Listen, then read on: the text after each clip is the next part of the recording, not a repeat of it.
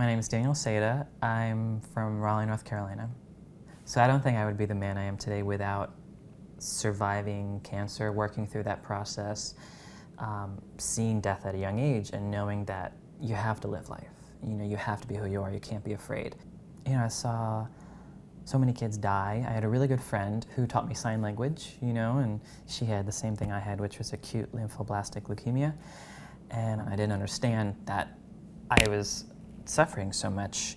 Why did I have to suffer? What made me so different? Why did she have to die? Why did I stay? Once you know what pain is when you're young, it almost makes you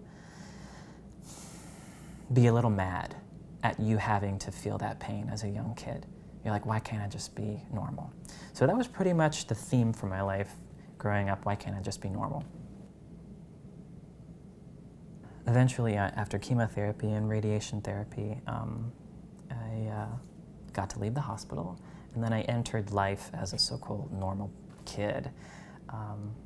I was always that kid with cancer, or I was that, you know, like the fat kid. I was the effeminate kid. I just wanted to fit in.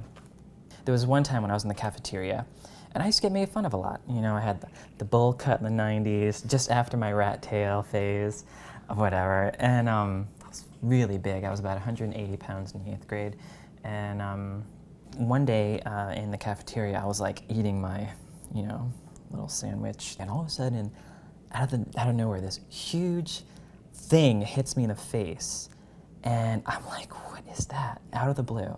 And I was sitting by myself, and I looked down on the floor, and it was this like banana, like nice, ripe, like hard banana.